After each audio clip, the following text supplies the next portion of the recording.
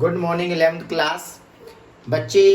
आज हम एक टॉपिक डिस्कस करेंगे, बहुत इंपॉर्टेंट है, that is moment of inertia. Moment of inertia, सभी बच्चे हेडिंग डालो, क्या होता है मोमेंट ऑफ इनर्शिया। बच्चे इसको समझने से पहले आप लोगों ने कुछ चीजें समझनी पड़ेंगी, वो क्या है। मान लिया एक बॉडी है, सिंपल बेटा, 4 किलोग्राम की, ठीक है। एक बॉडी है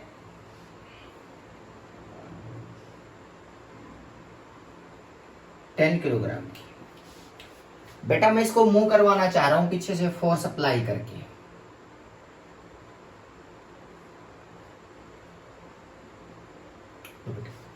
बात यह आती है कि अगर मैं फोर्स अप्लाई करता हूं तो किसको मूव करवाना मुश्किल है, किसको मूव करवाना मुश्किल है, तो आपका आंसर आएगा 10 किलोग्राम को।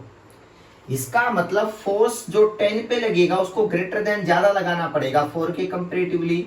F10 is greater than F4 बेटा, तभी बॉडी चल सकती है। ये दोनों एक स्पीड से, अगर v वेलोसिटी से चलानी है या जो भी स्पीड से चलानी है बेटा, इनको मान लिया। अब बात आती है कि बेटा ये तो लीनियर मोशन की बात की थी, ये तो लीनियर मोशन की बात की थी। इस मास ने ऐसा क्या किया कि मुझे इसको ज्यादा फोर्स लगाना पड़ा, इसके लिए कम लगाना पड़ेगा इसको मूव करवाने के लिए। तो इसका मतलब मास हमेशा अपनी स्टेट को चेंज करने से रोकता है। याद रखना, मास नहीं चाहता बेटा कि अपनी स्टेट, उसकी स्टेट को चेंज किया जाए। मतलब सिंपल है कि मास एक इनर्शिया की एक प्रॉपर्टी, एक इनर्शिया ही होती है बेटा जो किसी स्टेट चेंज को अपोज करती है। मास भी उसमें बड़ा रोल प्ले करता है बेटा, बड़ा रोल प्ले करता है। मतलब और भी रोल प्ले करती है, वेलोसिटी भी होती है, लेकिन मास क्या होता है जो अपनी स्टेट को चेंज करने से अपोज करता है। तभी तो इस पे ज्यादा फोर्स लगाना पड़ा मूव करवाने के लिए, तभी इस पे कम लगाना पड़ा, समझना बेटा। लेकिन ये तो चलने की बात थी। अगर मैं बेटा रोटेट करने की बात करता हूं तो रोटेशन की बात समझना बेटा। यहां पे जब रोटेशन की बात आएगी तो आपको एक पता होना चाहिए, रोटेशनल एक्सिस होती है बेटा, या एक्सिस ऑफ रोटेशन बेटा, एक ही बात होती है, रोटेशनल एक्सिस। ये बड़ा इंपॉर्टेंट रोल प्ले करेगी बेटा। अगर मैं किसी चीज को रोटेट करता हूं ना किसी एक्सिस के अलोंग, तो उसको रोटेट करवाना इजी होता है बेटा, और किसी एक्सिस के अलोंग रोटेट करवाना क्या होता है बताओ, मुश्किल होता है। मतलब एक्सिस ऑफ रोटेशन बहुत इंपॉर्टेंट है किसी भी बॉडी को रोटेट करवाने के लिए। कहां मुझे कम वर्क डन करना पड़ेगा या कम मेहनत करनी पड़ेगी किसी एक्सिस के अलोंग किसी बॉडी को रोटेट करवाने में, और किसी एक्सिस के अलोंग रोटेट करवाने में क्या करना पड़ेगा बताओ, वर्क डन, या मुझे बहुत ज्यादा मुश्किल होगी बेटा उस चीज को उस एक्सिस के अलोंग रोटेट करवाने के। तो याद रखना, ये एक्सिस ऑफ रोटेशन डिसाइड करेगी हमारा। दूसरा क्या है बेटा, यानी कि अगर मैं कहूं कि अगर मेरे पास एक रिजिड बॉडी है बेटा, समझना है, रिजिड बॉडी है बेटा किसी भी शेप की, इसकी कितनी भी एक्सिस, मैं इस बॉडी को रोटेट करवाना चाह रहा हूं, इसकी कितनी भी एक्सिस ऑफ रोटेशन हो सकती है जिसके अलोंग ये रोटेट कर सकती है। ये भी एक्सिस ऑफ रोटेशन है, इसके अलोंग ये रोटेट करे। ये भी एक्सिस ऑफ रोटेशन है, इसके अलोंग रोटेट करे। ये जो लास्ट में बिल्कुल अटैच है, ये भी क्या हो सकती है, एक्सिस ऑफ रोटेशन हो सकती है। या ये ऐसा भी हो सकता है कि बेटा ये बॉडी बाहर से कहीं कनेक्ट हो और ये भी एक्सिस ऑफ रोटेशन बन सकती है। मतलब ये है कि आप किसी भी बॉडी को एक्सिस ऑफ रोटेशन के अराउंड मूव करवा सकते हो। और एक्सिस ऑफ रोटेशन क्या होती रहती है बताओ, चेंज होती रहती है। आप यहां पे एक्सिस ऑफ रोटेशन होगे तो ये बॉडी इसके अराउंड रोटेट करेगी बेटा, यहां लोगे तो ये इसके अराउंड रोटेट करेगी, यहां लोगे तो ये कंप्लीट इसके अराउंड रोटेट करेगी बेटा, अगर यहां लोगे तो ये कंप्लीट बॉडी इसके सराउंडिंग में रोटेट करेगी। तो बात सिंपल है बेटा। दूसरा एग्जांपल देखो बेटा, मैंने कहा कि एक मास है बेटा जिसको रोटेट करवाना है, इसके सराउंडिंग में ये एक्सिस ऑफ रोटेशन है बेटा, ये इसके सराउंडिंग में इस मास को रोटेट करवाना है, ये एम मास है बेटा। ये क्या करेगा, इसके सराउंडिंग में रोटेट करेगा बेटा इस डायरेक्शन में, समझना बेटा, ऐसे ऐसे रोटेट करवाना है मुझे।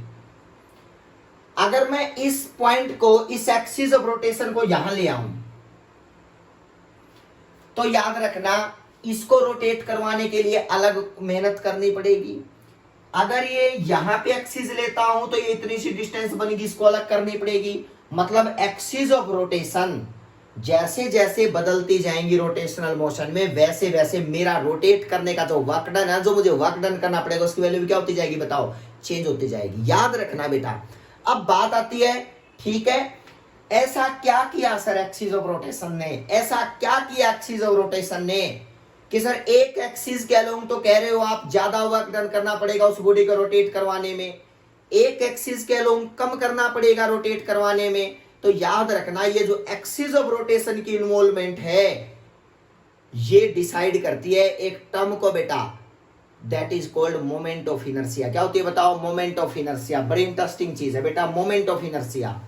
अगर किसी कोई बॉडी रोटेट करती है किसी एक्सिस के सराउंडिंग में, अगर मुझे वर्क डन ज्यादा करना पड़ा उस बॉडी को रोटेट करवाने में, तो समझ जाना उस बॉडी का मोमेंट ऑफ इनर्शिया ज्यादा है उस एक्सिस के अलोंग, उस एक्सिस के अलोंग। याद रखना बेटा, अगर किसी बॉडी को कम वर्क डन करना पड़ा किसी एक्सिस के अलोंग रोटेट करवाने में, तो समझ जाना उस बॉडी का मोमेंट ऑफ इनर्शिया कम है उस एक्सिस के अलोंग बेटा। मतलब सिर्फ रोटेशन अगर मुझे करनी है तो मुझे एक्सिस ऑफ रोटेशन को समझना पड़ेगा बेटा, यह बात आपके माइंड में होना चाहिए। ट्रांसलेशनल में मास होना चाहिए ओनली, एक्सिस का कोई रोल नहीं है बेटा। बट यहां पे मोमेंट ऑफ इनर्शिया के अंदर सबसे पहली टर्म यही है कि बेटा बहुत सारी चीजें इन्वॉल्व करेंगी कि बेटा मास तो है ही इन्वॉल्वमेंट में बेटा जो रोटेट कर रहा है, साथ में एक्सिस ऑफ रोटेशन कहां ले रखी है ये मैटर भी करेगा बेटा। और इन दोनों टर्म को जोड़ के अगर मैं देखूं तो एक टर्म बनाता हूं, that is called moment of inertia बेटा। याद रखना जिस बॉडी का मोमेंट ऑफ इनर्शिया ज्यादा आएगा किसी एक्सिस के अलोंग, एक्सिस ही होगी बेटा, हर एक्सिस के अलोंग अलग अलग वैल्यू आएगी मोमेंट ऑफ इनर्शिया की बेटा। ये टर्म होती है, समझाऊंगा अभी क्या कैसे डिफाइन करते हैं इसको। मतलब एक्सिस कोई भी हो सकती है, एक्सिस कोई भी हो सकती है। जैसे मैंने कहा ये मेरे पास सर्कुलर चीज है, इसकी कितनी भी एक्सिस हो सकती है बेटा। ये एक्सिस इसके अलोंग भी ऐसे ऐसे रोटेट कर सकती है ये, ठीक है बेटा। यहां लू तो इसके सराउंडिंग में ऐसे ऐसे रोटेट भी कर सकती है बेटा, ऐसे। अगर बेटा मैं ऐसे लू तो इसके सराउंडिंग में ऐसे ऐसे रोटेट भी कर सकती है बेटा, ध्यान से देखना। अगर बेटा मैं यहां लू तो इसके सराउंडिंग में ये ऐसे भी रोटेट कर सकती है। मतलब ये है कि आप एक्सिस लोगे कहां पे बेटा, उसके अलोंग वो क्या करने स्टार्ट कर देगी बताओ, रोटेट करना स्टार्ट कर देगी। अब वो एक्सिस कितने टाइप की होती है वो भी मैं बताऊंगा बेटा। सबसे पहले सुन लो बेटा कि मोमेंट ऑफ इनर्शिया क्या होता है। जो काम, याद रखना, जो काम लीनियर मोशन में मास करता है, जिसका मास ज्यादा उसको रोटेट करवाने में ज्यादा वर्क डन करना पड़ेगा, सॉरी इसको मूव करवाने में। जिसका मास कम उसको मूव करवाने में कम वर्क डन करना पड़ेगा। सेम काम रोटेशनल में मोमेंट ऑफ इनर्शिया करता है।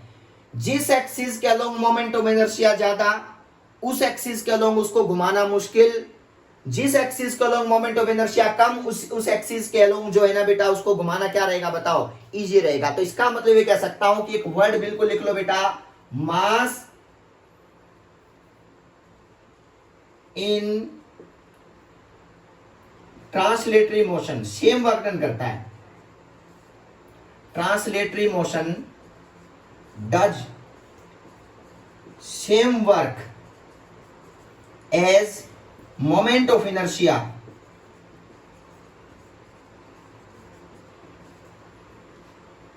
डज इन, किसमें करता है, इन रोटेशनल मोशन बेटा। बहुत इंटरेस्टिंग सी चीज है बेटा।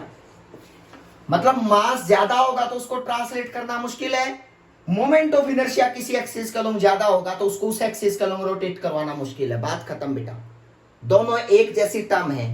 अब बात आती है इसकी डेफिनेशन क्या होगी, समझना बेटा।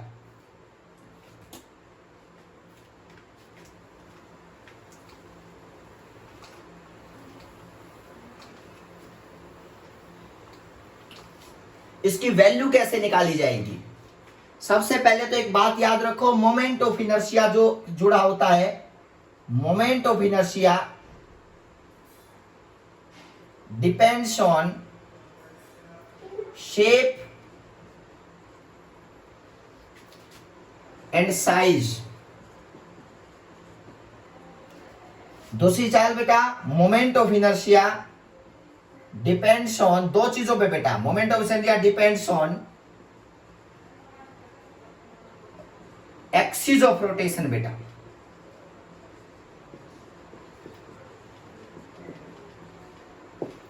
थर्ड चीज इसमें क्या है बताओ, ये दोनों चीजें, ये चीजें तो बहुत इंपॉर्टेंट हैं। किसी बॉडी का मोमेंट ऑफ इनर्शिया इस चीज पे डिपेंड करेगा बेटा। अब बात सुनो बेटा, मैंने एक्सिस ऑफ रोटेशन ली, एक मास लिया बेटा, एक मास m1, m जो भी है, मैं इसको इस एक्सिस के अलोंग रोटेट करवाना चाह रहा हूं बेटा। ध्यान से देखना, होगा क्या, ये ऐसे रोटेट कर जाएगी इसके सराउंडिंग में। ये r डिस्टेंस पे ये मास बेटा एक्सिस ऑफ रोटेशन से, तो लिख लो बेटा r मान लिया डिस्टेंस, परपेंडिकुलर डिस्टेंस बेटा, perpendicular distance between A mass and axis of rotation मान लिया बेटा। एंड m क्या मान लिया बताओ, मास ऑफ ए बॉडी जो रोटेट कर रही है इस एक्सिस के अलोंग बेटा। तो क्या होगा बेटा, इसका जो मोमेंट ऑफ इनर्शिया आएगा इस एक्सिस के अलोंग ये मास को कितना वर्क डन करना पड़ेगा, कम वर्क डन करना पड़ेगा, ज्यादा करना पड़ेगा रोटेट करवाने में, वो डिसाइड करेगा इस एक्सिस के अलोंग इसकी मोमेंट ऑफ इनर्शिया की वैल्यू। और आई बेटा जो होगा that is equal to mass कितना है अपॉन परपेंडिकुलर डिस्टेंस बेटा, मास और एक्सिस ऑफ रोटेशन के बीच के डिस्टेंस बेटा, I is equal to M R square. याद रखना ये बात बेटा, मास कितना है वो भी मैटर करेगा, एक्सिस ऑफ रोटेशन कितनी दूर है वो भी मैटर करेगी। इसका मतलब ये कह सकते हैं ना कि अगर यहां पे दो केस है बेटा, यानी कि ये लिख लो बेटा, it is a product of, definition लिख लो बेटा, it is a product of mass, moment of inertia definition है बेटा, it is a product of mass and square of, किसके स्क्वायर बताओ, square of perpendicular distance between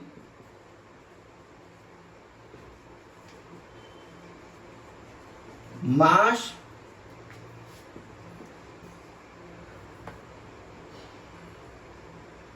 perpendicular distance between mass and axis of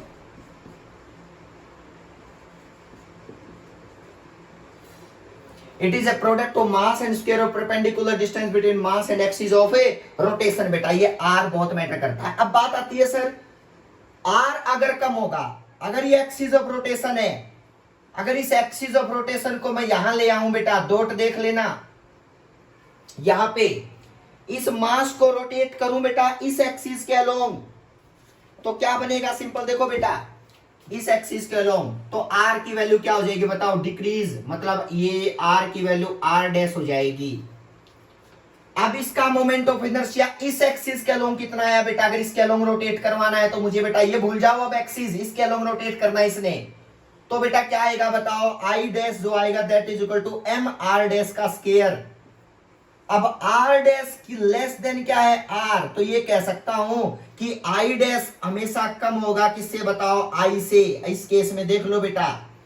और जिसके along I dash कम आया, तो इस axis के अलोंग आई डैश कम आया ना, तो इसके अलोंग रोटेट करना क्या रहेगा बताओ, इजी रहेगा। इस एक्सिस का अलोंग रोटेट करना इजी रहेगा, और इस एक्सिस का अलोंग रोटेट करना क्या रहेगा बताओ, ज्यादा वक्त, ज्यादा मेहनत करनी पड़ेगी, ज्यादा जो है बेटा मुश्किल होगा, क्योंकि I dash is less than I. I जिस एक्सिस का अलोंग रोटेट करवाना मुश्किल है, इस एक्सिस के अलोंग वो बेटा, इसका नाम मैं ए भी दूं और इसका नाम मैं बोल देता हूं ए डैश बी डैश बेटा, तो इसका मतलब ए डैश बी डैश के अलोंग रोटेट करवाना इजी रहेगा रेदर देन किसके बजाय बताओ, ए बी के कंपैरेटिवली। ये बात आप लोग याद रखोगे बेटा, जिस एक्सिस के अलोंग मोमेंट ऑफ इनर्शिया कम आए, समझ जाना वो एक्सिस बेस्ट है रोटेट करवाने के लिए, उस एक्सिस के अलोंग रोटेट करवा दो। और जे तभी तो आप सिलेंडर लेने जाते हो ना, कोई भी सिलेंड्रिकल शेप, आप लोगों को मैं एग्जांपल देता हूं, ये तो डिस्क्रीट बॉडी की बात की बेटा। आप लोग जनरल सुनना, M R square I is equal to M R square. बेटा आप सिलेंडर लेने जाते हो, ये सिलेंडर बेटा, और इस सिलेंडर को लेने जाते हो तो आप इस एक्सिस को रोटेट करवा के लेके आते हो। देखो सिलेंडर है ना, ऐसे ऐसे रोटेट करवाते लेके आओगे बेटा उसको। कभी ऐसे करके लेके आते हो उसको? नो, क्योंकि बेटा एक्सिस ऑफ रोटेशन चेंज होगी। इस एक्सिस के अलोंग, इस एक्सिस के अलोंग तो ये एक्सिस है बेटा, और जब आपको ऐसे ऐसे रोटेट करना पड़ेगा सिलेंडर तो ये एक्सिस बन जाएगी बेटा। इसको ऐसे ऐसे रोटेट कर, ऐसे ऐसे पलट के लेके जा रहे हो बेटा, तो इसका मतलब मोमेंट ऑफ इनर्शिया इस एक्सिस के अलोंग क्या आना चाहिए बताओ? कम आना चाहिए, क्योंकि इसके अलोंग ही रोटेट करवा के लेके जाते। कभी हम सिलेंडर को ऐसे ऐसे करके नहीं लेके जाते बेटा। इसका मतलब ये आई है, इसके अलोंग मान लिया आई डैश आएगा, वो निकालेंगे सारी चीजें बेटा।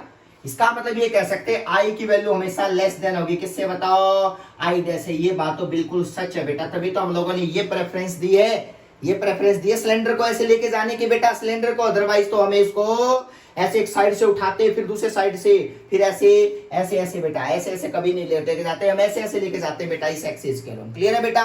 तो आपको ये डिसाइड करना है कि मोमेंट ऑफ इनर्शिया होता क्या है बेटा। अब बात है मोमेंट ऑफ इनर्शिया की क्वांटिटी। मोमेंट ऑफ इनर्शिया जो होती है बेटा वो एक टेंसर क्वांटिटी होती है, टेंसर बेटा, ना वेक्टर ना scalar. Moment of inertia is a tensor quantity बेटा, और टेंसर क्वांटिटी वो होती है जो एक्सिस ऑफ रोटेशन के साथ अपनी वैल्यू को चेंज कर लेती है। Moment of inertia change with, इसलिए इसका नाम टेंसर बोला गया बेटा। Moment of inertia change with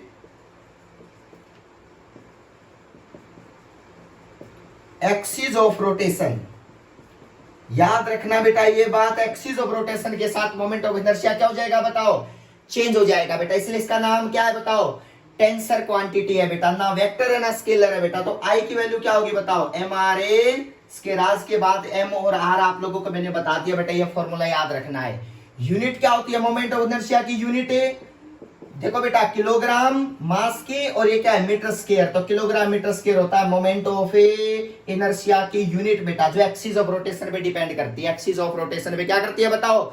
depend करती है। ये सारी बातें आप लोगों को क्लियर हो जानी चाहिए कि मोमेंट ऑफ इनर्शिया क्या होता है। जो काम लीनियर मोशन में फोर्स करता है, जिसका फोर्स ज्यादा उसको चलाना मुश्किल, जिसका मास कम उसको चलाना इजी, जिसका मास ज्यादा उसको मूव करवाना मुश्किल, वैसा ही काम रोटेशन का है। जिसका मोमेंट ऑफ इनर्शिया कम आया जिस एक्सिस के अलोंग, इसमें एक्सिस रोल प्ले करती है बेटा, उसके अलोंग उसको रोटेट करवाना।